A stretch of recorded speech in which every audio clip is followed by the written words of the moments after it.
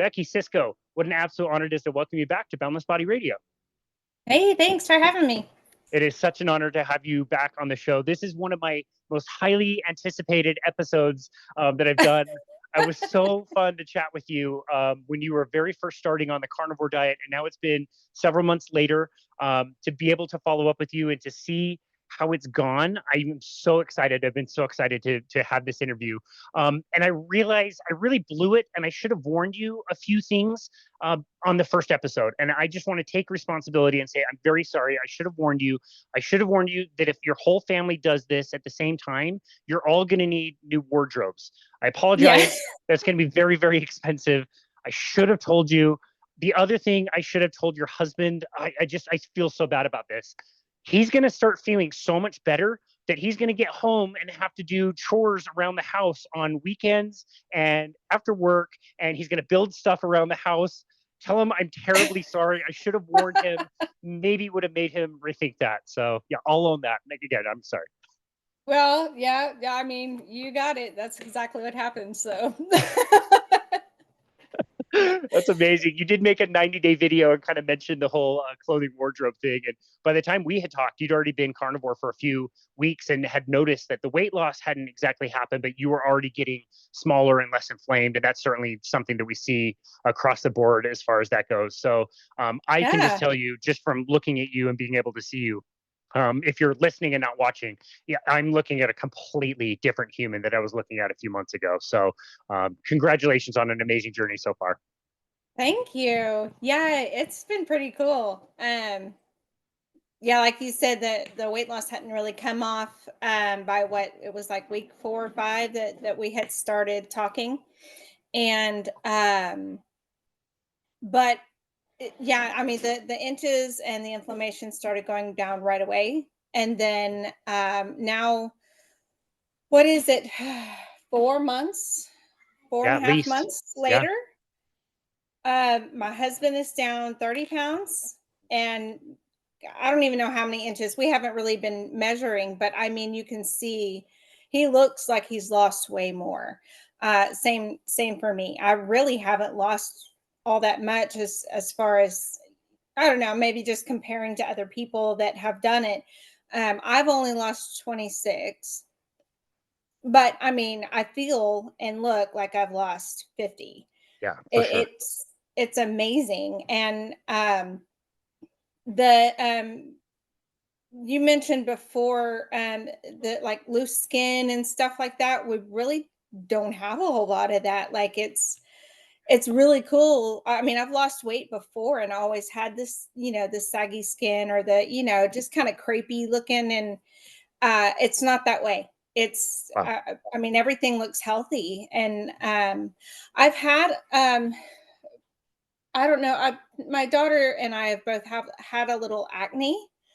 And I think that's just detoxing. I don't know that for sure. I'm not a doctor, but that's just from researching other people and the journeys that they've been on. That's kind of what I'm guessing it is.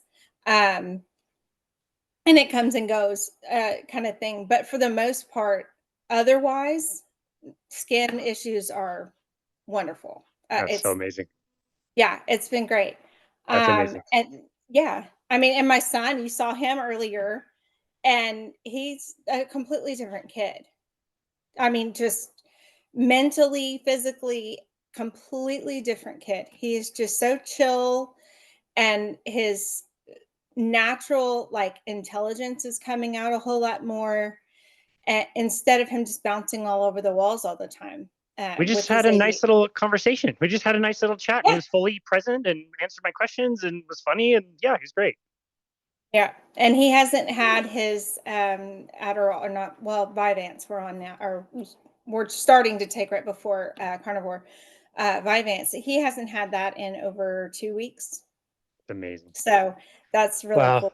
So cool. Well, I can't wait to deep dive into more of the results you've gotten and ask you a bunch of Yeah. questions on how you're able to do it.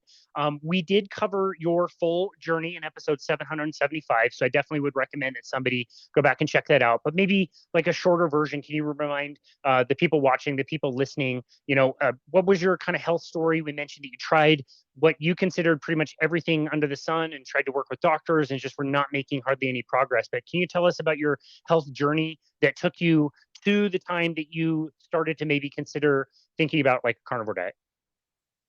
Yeah. So just I I've always been overweight, and I've always struggled with trying to stay healthy, trying to look better. Of course, through teen years, you're going to be like, oh, I got to look so much better, kind of thing. But I mean, overall, it's really about health. And through my 20s, I got diagnosed with type 2 diabetes. Didn't really take care of it like I should have. I really didn't have the right doctors. Um, and not taking care of that over several years, I ended up with gastroparesis because of it. So basically, the lining of my intestines has lost power, basically. So it's really hard to digest certain foods. And then because of that, I threw up a lot, and because the food wouldn't digest, and so that ruined my teeth. So there's those problems, and then thyroid problems that I ended up having later on. ADHD, which I've always had, I just didn't get diagnosed until I was in my 30s. Um, all the things that you hear of people getting diagnosed of, later in life. I've got all that. So, um, and those kind of things just continue to get worse over time if it's untreated the right way.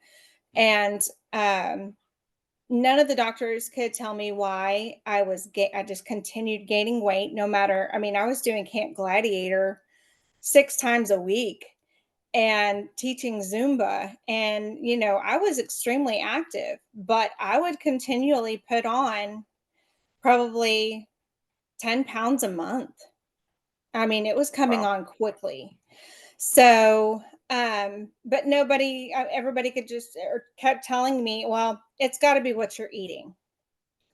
And, or here, take this medicine or take this medicine or whatever. And nothing was really working.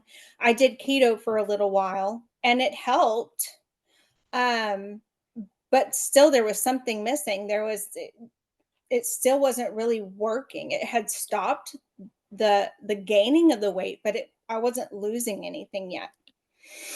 So that's where it brought me to looking into the carnivore diet. A friend of mine had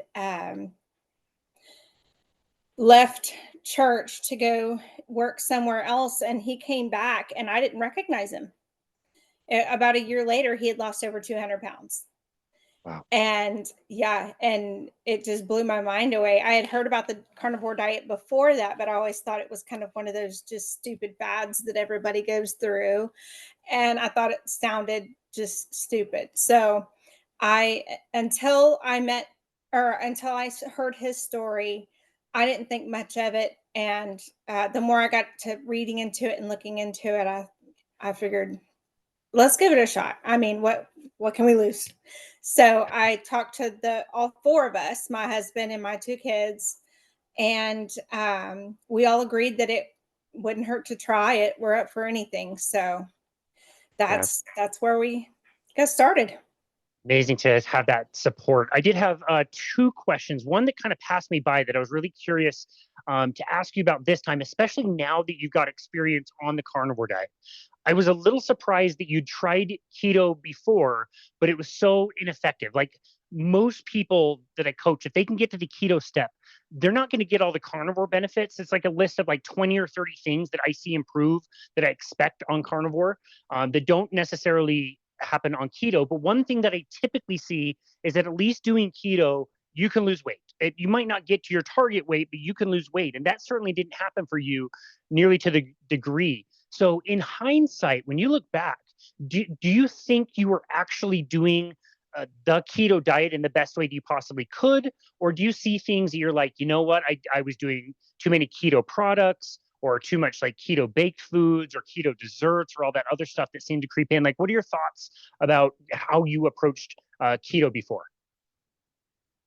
Um, Gosh, it's so long ago. I really don't remember. I do know that we were doing more of a Whole 30 type diet than keto, because we did do potatoes.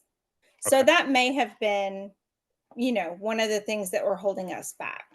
got it. Okay, yeah, and So, it's a but long we time didn't do a ago. whole lot of snacks and stuff. Got it. Yeah, and keto obviously over the last several years has gained a lot more popularity, and a lot more people are selling a lot of keto things that are questionable whether they're like the best for people.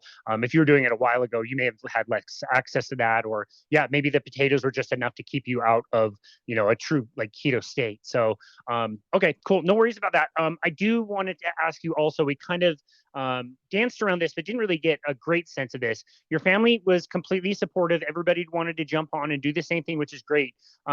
Can you tell us like what kinds of health issues that they were dealing with as well? Yeah, I can kind of divulge a little bit, but my daughter is very staunch about her privacy, so Yeah, of I'm course, of not going course, to of course. Yeah, say a whole lot about that. Mostly just that ADHD was really really hard to control, even with medication. Then we all could stand to lose some weight. My my son wasn't all that overweight. In fact, the doctors really didn't bat an eye at him at all, but they were really starting to worry about Kenzie. got it. Um, so, and then she, I think had a couple of other things happening because of that weight. Um, but those things are actually very much improving now.